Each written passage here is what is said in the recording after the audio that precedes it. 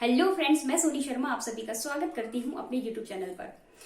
देखिए, दिल्ली के private school में EWSDG कैटेगरी के जो फॉर्म निकलते हैं अब वो कभी भी निकल जाएंगे। DOE की तरफ से कभी भी नोटिफिकेशन जारी हो सकता है। तो जब भी DOE कोई नोटिफिकेशन जारी करेगी इस फॉर्म के रिगार्डिंग, मैं आप सभी को अपने चैनल के माध्यम से इसकी जानकारी देने की पूरी कोशिश करूंगी। और कोशिश क्या, मैं आपको जानकारी दे रही हूँ, देती रहूंगी इस फॉर्म के रिगार्डिंग, क्योंकि मेरा लक्ष्य है कि आप सभी को सही जानकारी देना। जो भ्रम फैला हुआ है आप सभी के बीच में कि ये फॉर्म यही लोग भर सकते हैं, जिनके पास इनकम सर्टिफिकेट है, ये फॉर्म वही लोग भर सकते हैं जिनके बच्चे का कास्ट सर्टिफिकेट बना हुआ है। तो इन सभी भ्रम से मैं आप सभी को दूर करने की कोशिश कर रही हूं कि ये फॉर्म जिसके पास एलिजिबल डॉक्यूमेंट्स हैं वो सभी भर सकते हैं। और डॉक्यूमेंट्स देखिए, डॉक्यूमेंट जो भी होते हैं उसके ऑप्शन भी जरूर होते हैं कि अगर कोई डॉक्यूमेंट्स आपके पास नहीं है तो उसके बदले आप क्या भर सकते हैं। तो मैं अपने वीडियो के माध्यम से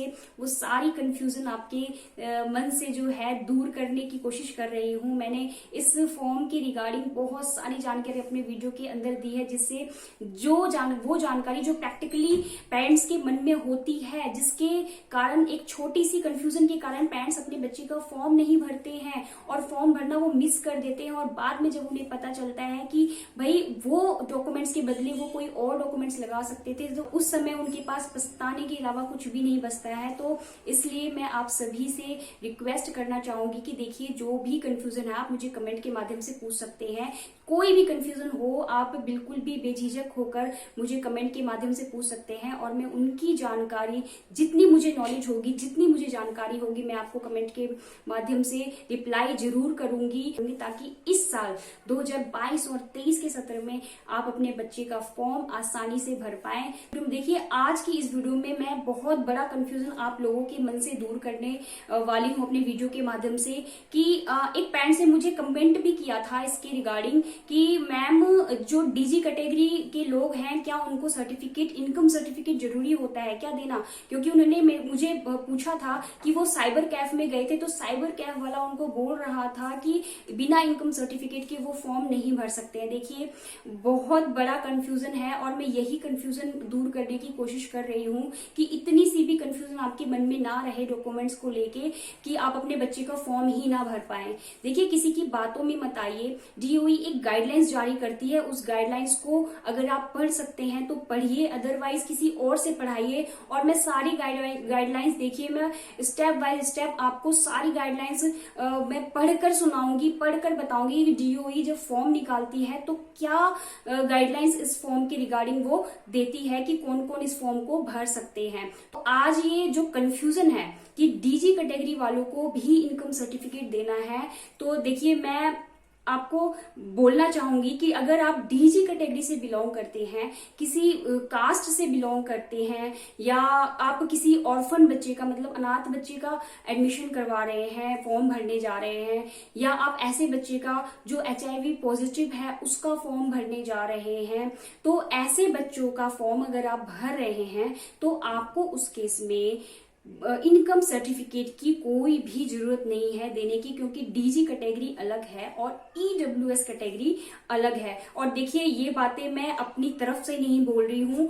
DOE की नोटिफिकेशन पढ़ने के बाद ही ये बातें मैं बोल रही हूँ। और कोई भी अगर आपको बताता है तो वो भी DOE की नोटिफिकेशन पढ़ने के बाद ही आपको बताता है। तो यहाँ कोई भी कंफ्यूजन नहीं है। और फिर भी कोई कंफ्यूजन है तो चलिए मैं आपको स्क्रीन की तरफ लेकर चलती हूँ और DOE की नोटिफिकेशन इसके रिगार्डिंग, DG कैटेगरी के रिगार्डिंग मैं आपको पढ़कर बताती हूँ, समझाती हूँ कि DG कैटेगरी में इनकम सर्टिफिकेट चाहिए या नहीं चाहिए। तो चलिए चलते हैं अपने स्क्रीन की तरफ।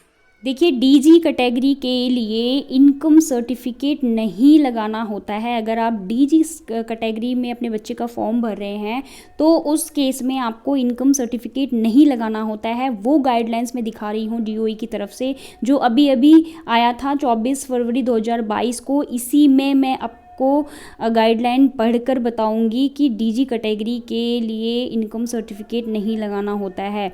देखिए 7 पॉइंट पे आ जाते हैं, यहाँ पर आप पढ़ सकते हैं, समझ सकते हैं, मैं पढ़कर आपको समझा रही हूँ, आप ध्यान से देखिएगा। Any person residing in Delhi having the residence proof of Delhi and requisite income certificate less than 1 lakh rupees annually issued by the Revenue Department of GNCT of Delhi, BPL, I ration card, food security card holder are eligible for applying in these private unaided recognized school for admission of their ward under economically weaker section category। मतलब अगर आप EWS category को select करते हैं, जब आप form भरेंगे उस समय EWS कैटेगरी को सिलेक्ट करेंगे तो उस केस में आपको इनकम सर्टिफिकेट देना होता है, वो भी 1 लाख से कम का। और अगर वो आपके पास नहीं होता है तो आप BPL कार्ड दे सकते हैं, आई कार्ड दे सकते हैं या फिर फूड सिक्योरिटी कार्ड दे सकते हैं। ये EWS कैटेगरी वाले के लिए गाइडलाइंस है। अब नीचे आते हैं पॉइंट नंबर 8 पे। देखिए पॉइंट नंबर 8 को ध्यान से समझिएगा कि इसमें लिखा हुआ है schedule caste, schedule tribe, other backward class, non creamy layer, orphans, transgender and all children living with or affected by HIV shall be considered as disadvantaged group category as defined in section 2 of the RTE Act 2009।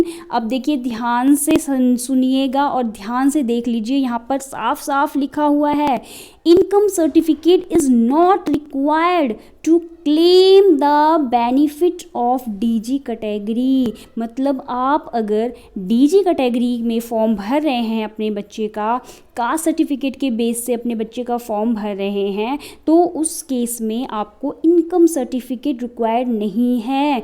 तो आप सभी parent ध्यान से सुनिएगा, caste certificate अगर आप लगा रहे हैं अपने बच्चे का तो आपको इनकम सर्टिफिकेट लगाने की ज़रूरत नहीं है।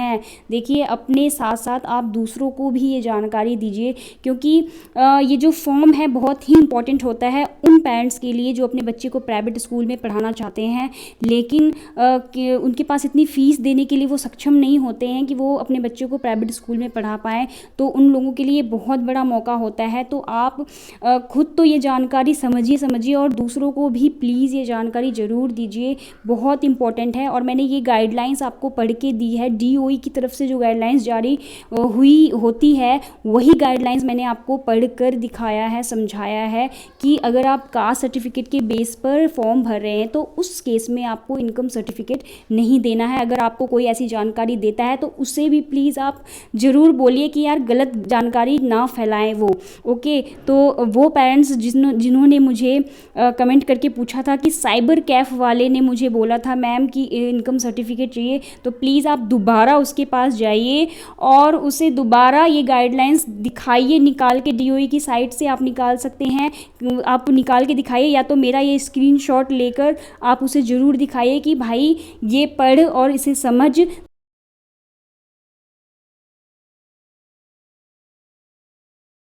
तब जाके तुम किसी और को बताना क्यों पेरेंट्स को मिसगाइड कर रहे हैं वो। और देखिए लास्ट में भी लिखा हुआ है, यहाँ आप पढ़ पा रहे होंगे कि income certificate also not required to the applicant under children with disabilities category. वो बच्चे जो अपंग हैं, जो बच्चे शारीरिक रूप से विकलांग हैं, उन बच्चों को भी इनकम सर्टिफिकेट देने की ज़रूरत नहीं होती है। तो देखिए बहुत बड़ी जानकारी है, बहुत ज़्यादा मिसगाइड होते हैं पेरेंट्स, और एक छोटी सी जानकारी की वजह से वो हर साल ऐसे पेरेंट्स जो बहुत आस लगा के बैठे होते हैं कि भाई फॉर्म निकलेंगे हम भरेंगे, लेकिन एक छोटी सी जानकारी की वजह से वो अपने बच्चे का फॉर्म नहीं भर पाते हैं। तो प्लीज़ उन पेरेंट्स को आप ज़रूर बताइए, आप अपने बच्चे का फॉर्म भर पाएँ या नहीं भर पाएँ, आपके पास डॉक्यूमेंट्स हो या नहीं हो, लेकिन जिसके पास है उनको आप ज़रूर गाइड करिए ताकि वो अपने बच्चे का फॉर्म ज़रूर भर पाए। और आशा करती हूँ कि आपको ये वीडियो पसंद आई होगी, और मैं ये भी आशा करती हूँ कि आप ये जानकारी लोगों तक भी पहुँचाएंगे। तो आज की वीडियो में बस इतना ही।